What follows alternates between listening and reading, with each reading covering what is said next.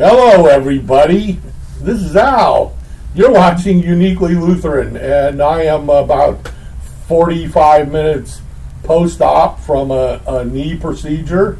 And if we're kind of happy and we run off the subject today, you'll know why. And I'm Jeff, and I'm perfectly lucid.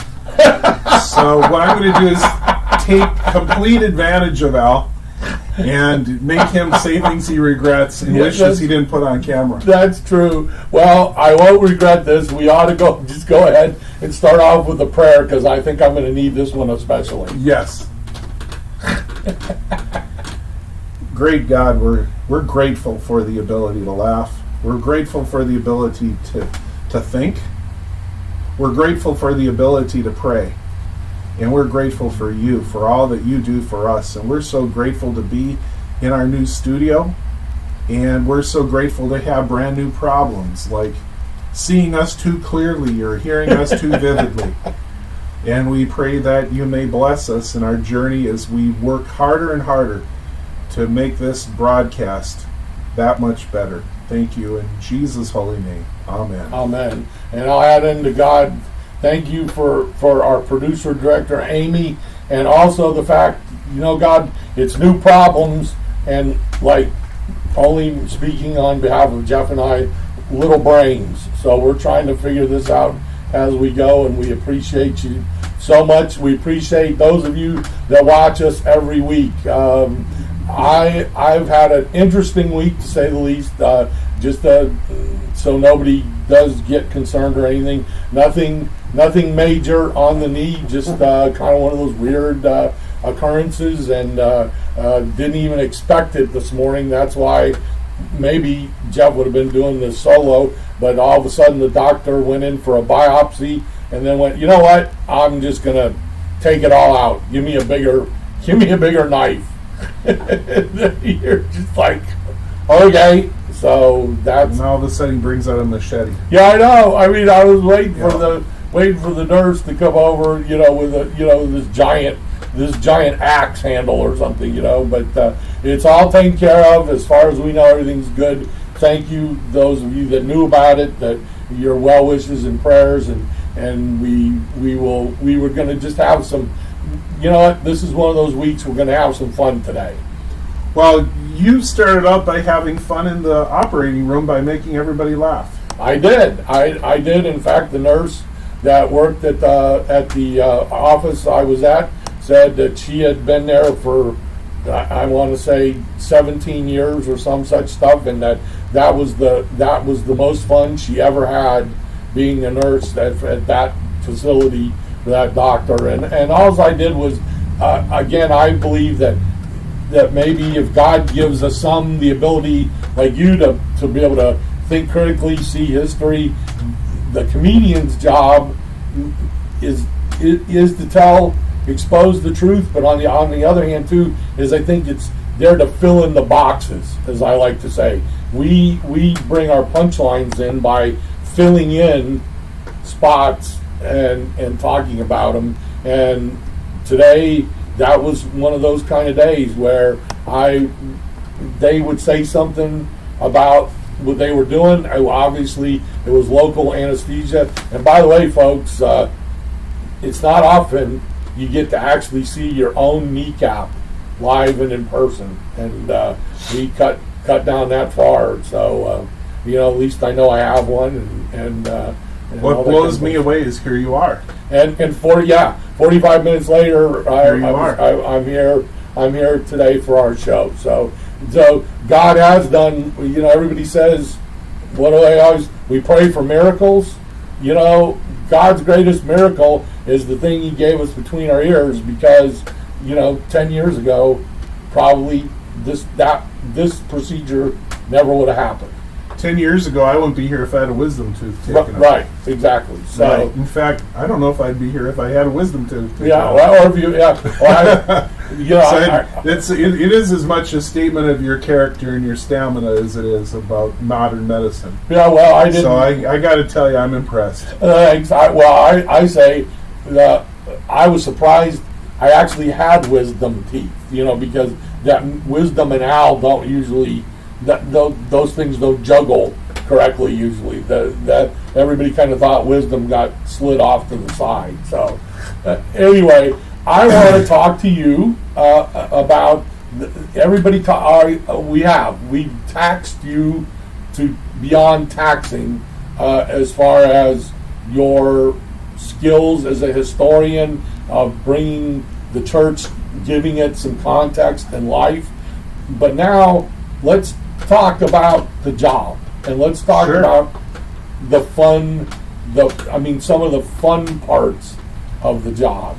Well, just real quick on just history and the scholarship and those kind of things. I have as much as any other pastor does, so I can simply say it's actually kind of fun to be able to talk about this as opposed to the mundane stuff. So being able to talk theology, and then somebody comes knocking on my door and says, "I have a deep theological question, Pastor. I hope I'm not bothering you." I'm like, "Are you kidding? You just made my day. You just made my day." It gives you a chance to actually... give you a chance to use... But when somebody, we have some other mundane thing like the light socket's not working and we need somebody to come out and fix it. There, I'm way beyond my pay scale. Right. I can barely change a light bulb. Okay. So let's go.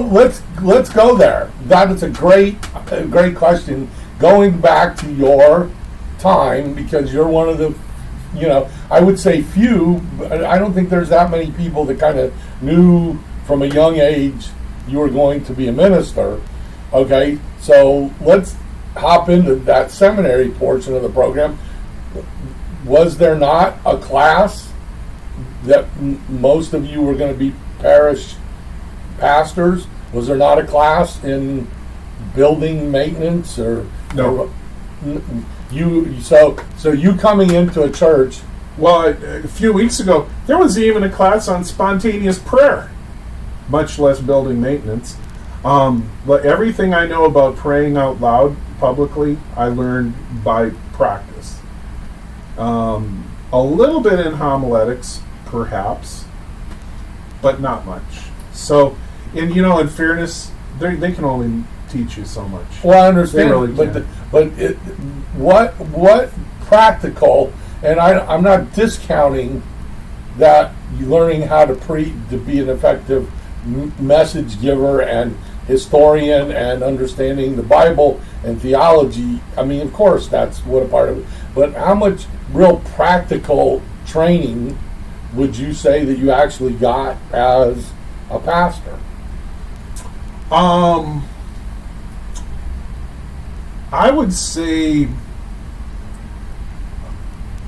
not a lot, but I'd also say that's not really a surprise because they realize much of your learning is going to happen. When you stop, I think the philosophy is when you think you stop learning is when you got to a point where you're not very effective. You're always going to learn. I'm always learning. I know a lot more. I learned a lot more by being a pastor than I ever did by sitting in a classroom. But that's not to discredit my classroom time. It's just to say that they had the wisdom to know that you can theoretically counsel somebody who's dying, but it's not the same thing as counseling somebody who's dying. Okay. You can theoretically do a marriage, but it's not the same thing as doing a marriage. So when you actually are doing those things that really require all of you, you're learning a lot, and you can't learn that in a classroom. That I agree with, and also let's take the counseling part out of it because sure. I can. That's a because that's a big rabbit hole we don't have to jump into. Yeah, I wouldn't want to go with that, but obviously there's repetition in the service itself, and there's also, I assume, you're available for side jobs, so to speak, marriages, funerals. I got to think. I know that you gave one of our members. You came and blessed their house. Yep. Okay. What does is there? And that's a great thing, by the way. House blessings are wonderful. Okay. Same way with, I guess, you do with animals. You have sure. the animal. But my question to you then is, I mean, are there things that people come to you with a request for you to do, and just from a practical standpoint, you go, listen, you're out of your mind, you know. Oh, yeah. Actually, there was one time where somebody actually asked me to help them find a girlfriend.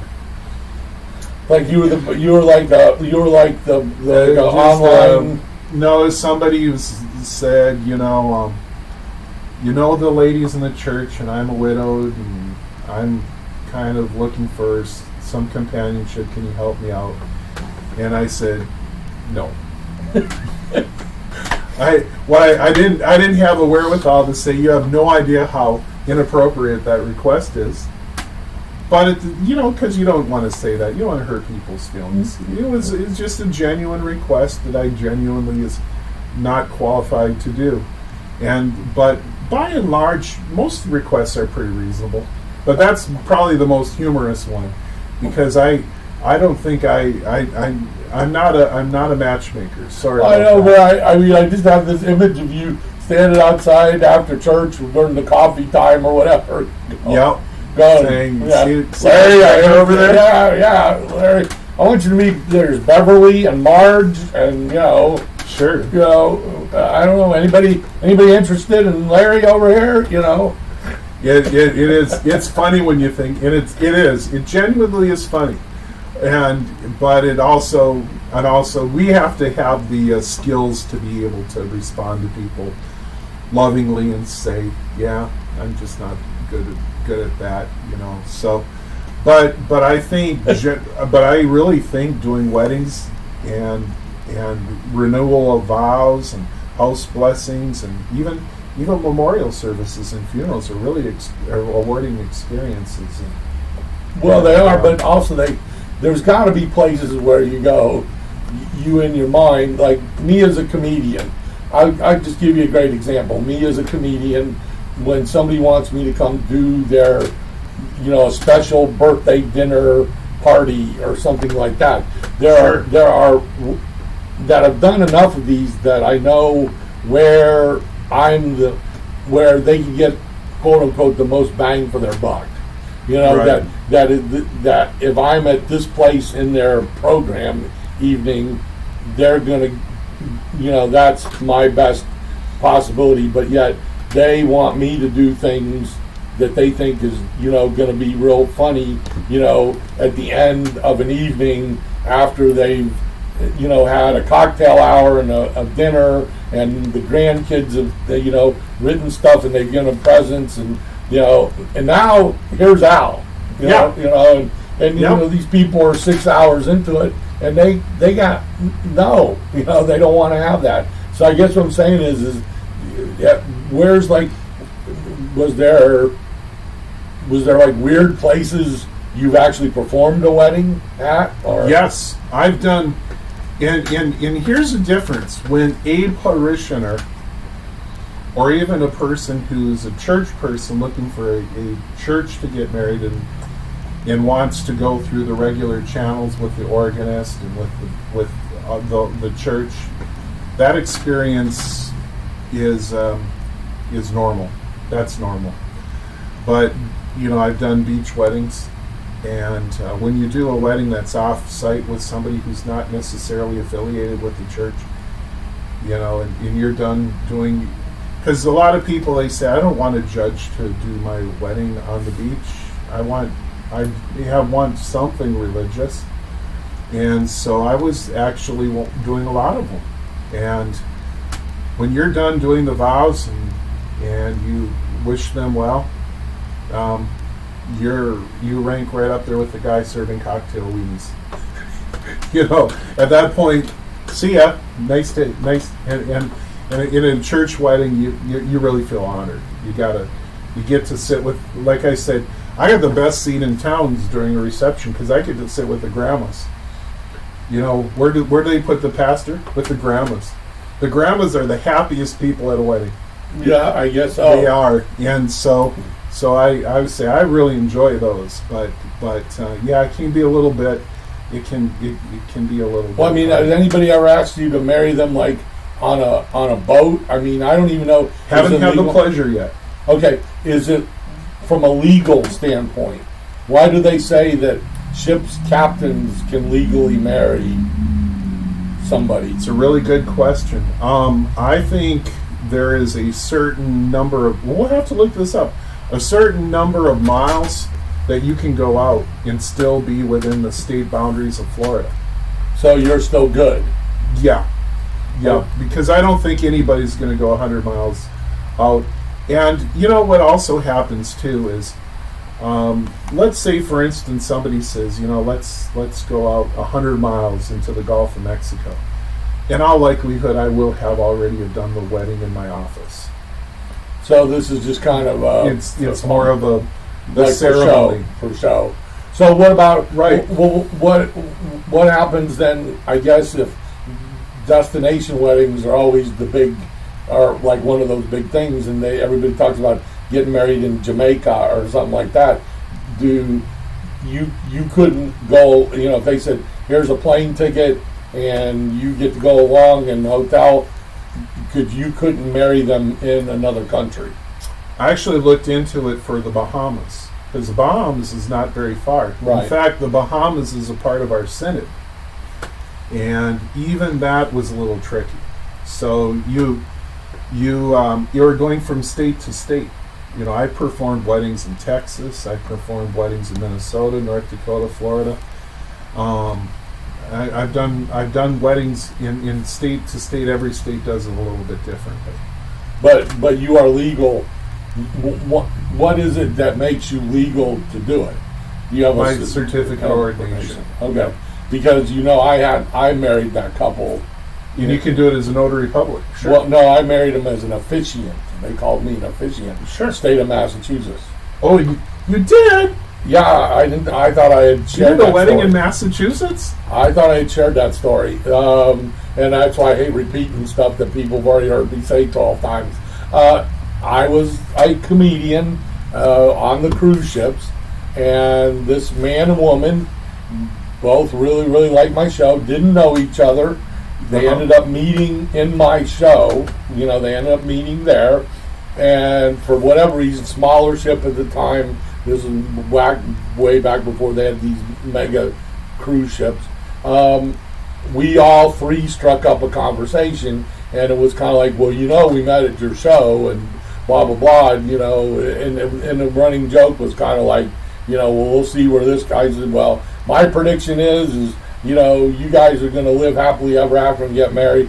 And they stayed in touch and then turned around and said, we are having our wedding in Springfield, Massachusetts, and we want you to perform the wedding. And I'm on the phone with them going, well, I can't legal. I said, like the ceremony, right? You're going to, no, in the state of Massachusetts, you can get a 1 day, it's called an officiant's license, for one wedding for that specific couple. So it wasn't like, my joke was I was like, okay, I got 1 day, how many can I knock out, and make a bunch of money? But use 1 day, you can do it. And I still have my letter signed by Governor Mitt Romney. Wow. That has the little seal on it that said that I was an officiant for that particular day for that wedding, and I married that couple, and in fact still stay in touch with them to this day. And that's an honor. It really is. And here's the thing. We're good friends. We joke back and forth, and I like to think I have a sense of humor and all this. When it comes to doing weddings, I'm pretty much a no-nonsense guy. I really see the ceremony as being sacred enough where if you whatever you do in your reception, that's fine. But this is my time. This is God's time. Is there any time that you've said no? I mean, where you there have been times when I've told people to put their beer back in the fridge, or there have been times where people have been kind of unruly, and I've had to stop the rehearsal the night before and say, tomorrow this ain't going to happen. This is not going to happen. So Generally speaking, now it doesn't happen a lot, but those few times that it does happen are the times, of course, you remember very well. Right, but I mean, But is as far every as time like a that church wedding, no, they've always been really good. Okay, but I guess they would still have to call and book you to. I mean, have you Yes. ever gotten a phone call that said, it was just a really sounded weird situation, and you went, I can't marry you guys. I mean, not to get too personal about it, but I mean, there's got to be. That's not personal at all. No, unfortunately, I don't have any really good stories about that. I think they've always been pretty straightforward, but I know that it can happen, and if somebody were to say we're going to go skydiving and we want you to do our nuptials and several thousand feet above that's not going to happen. Okay, but I guess I'm not going to do it. I'm not going to do that, or I'm not going to go scuba diving. Well, my bigger one is like, I have friends who meet on legitimate dating sites on the internet, and they've never really physically seen each other. And then they just decide They decide to get married, and then they never had the pleasure. Okay. And so then the next question would be, would you agree to do the wedding?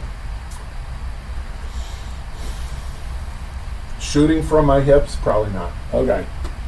I just don't think, because you are serving as a justice of peace. It is a legal transaction, and they're like in the state of Florida, for instance, you don't have to have a witness, but I always require one. I always say I feel much more comfortable if you bring at least a couple of people here, just because this is a legal transaction. It really is. And so in that sense, I have to honor that. But no, I haven't had the speed daters anything like that yet. I mean, that hasn't really happened. You never set up a booth in the corner of a speed dating thing like, okay, good, instant marriage, here you go. Right. That would probably be what we might call in the business reckless behavior. Right. All right. So we go through that. You said obviously why? I mean, blessing the house. Not quite. Give me the vibe on that. I think we have a service in our occasional service book, the Lutheran Church, of which I am a part of, as an ordained pastor, where we go from room to room and we say a blessing in each room with a candle. We ask one person to bring a candle, and then we just bless the room. Okay, from a visual that, I mean, I understand from a deep-seated, maybe spiritual standpoint, you'd have to be in that, but just from that sounds like the Blair Witch Project. You're just walking from room to room. Oh no, it's nice. It is. I know. But and I know people who really benefited from that, where they really had experienced something in their life that's really quite nice. But it also gives me an opportunity to get to know people a little bit better, and I love those opportunities. I think any time I can spend with our people well is time well spent. I definitely agree with you. I met some really neat people throughout the course of the years in those occasions, and my life has been greatly enriched by that. But yeah, it's different. I'll happily come and bless your house, Al. Neat. Well, I might have you bless my knee so that he'll up. Sure. I mean, it remind, of course, from a joking standpoint, purely joking. One of my favorite Steve Martin gigs was in the time of the Ernest Angley Miracle Crusades, and Steve Martin did a skit on him blessing and healing household appliances, and he walked around the room and touched the toaster, and 2 pieces of toast popped out of the toaster, Sure. all that kind of thing. So I mean, there's obviously humor, from a humor sense. It is. It's a treasure trove, and we actually even have a service of healing that where I can anoint your head with oil and say a prayer out. And those are little secrets that we don't always broadcast in church, but now we've got them out there. So well, some from my point of view with the way we do what we do now, between our visual and me watching on streaming and everything else, even the ritual of our church seems to be a little more, I don't want to say lighthearted, because it's not lighthearted, it's still very spiritual, but it seems to be more fun than what I know the standardized Lutheran service to be. It's much more fun. And also that when mistakes are made, we just kind of move, it's okay, and we just kind of move on with the program. There's not anybody going, uh-oh, because I got to believe in all the services you perform, you've had some pretty doozies. Oh yeah, absolutely, and I have had some fainting brides. I have had to tell people to kneel or just to get some circulation going. But during regular worship services, sure, of course, we could even have what it was that show that was on TV, bloopers. Yeah, church bloopers. That would be great entertainment.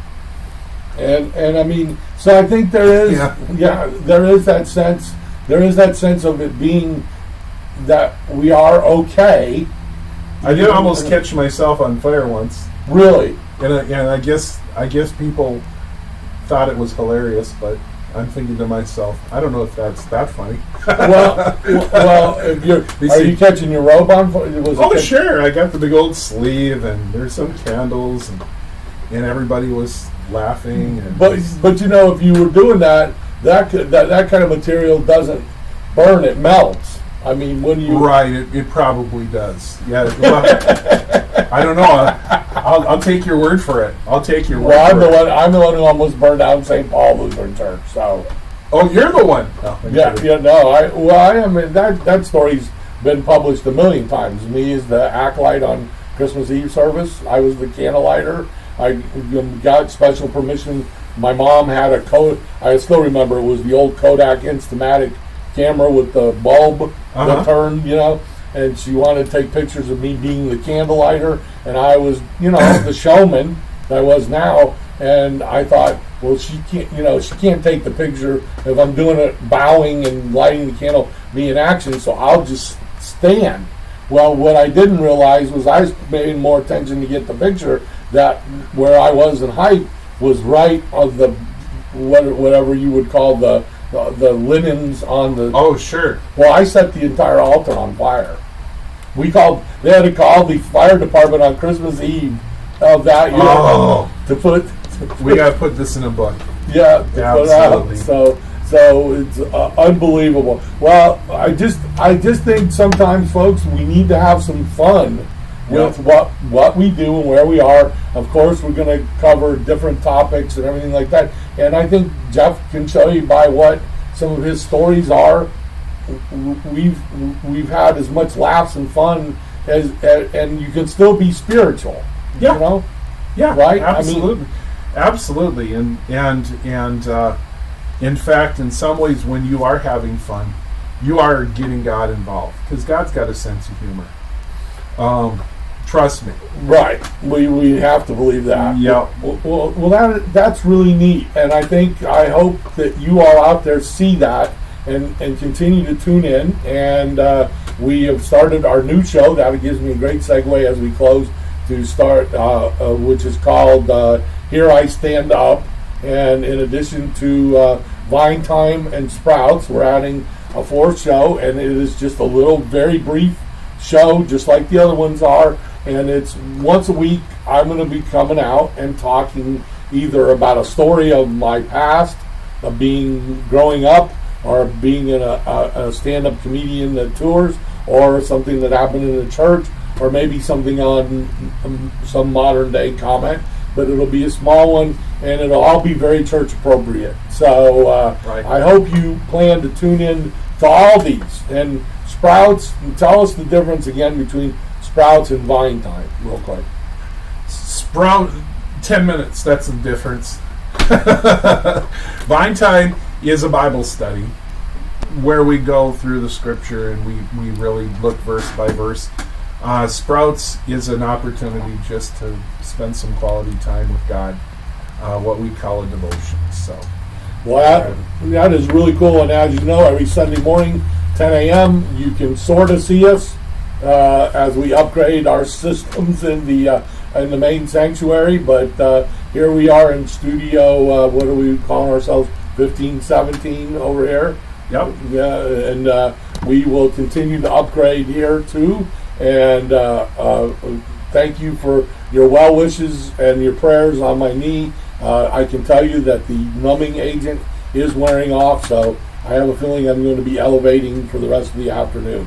All right. So, on behalf of Pastor Jeff Gross and I am Al Ernst, please visit us, continue to support us on New Life Lutheran Church Sarasota, and or come see us live on Sunday mornings. And you have been watching Uniquely Lutheran.